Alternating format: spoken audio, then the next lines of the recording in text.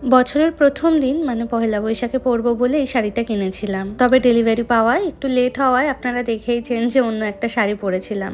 তবে আপকামিং কোনো যদি অনুষ্ঠান থাকে এই শাড়িটাকে স্টাইল করার ভীষণ রকম ইচ্ছা রয়েছে আমার। চলুন তবে আপনাদের সাথেই আনবক্সিং করে নিই ভীষণ রকম সামার ফ্রেন্ডলি একটা কটনের শাড়ি। ফেসবুকে বেশ কয়েকদিন ধরে এই পেজটা আমি দেখছিলাম, ওদের শাড়ির কালেকশন আমার ভীষণ ভালো লেগেছে। পেজটির নাম রূপমঞ্জরি।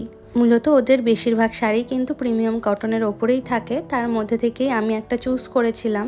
আসলে এখন তো ইন্ডিয়াতে ফিরে এসেছি, আর টুকটাক পুজো পার্বণ ইন্ডিয়াতে তো লেগেই থাকে।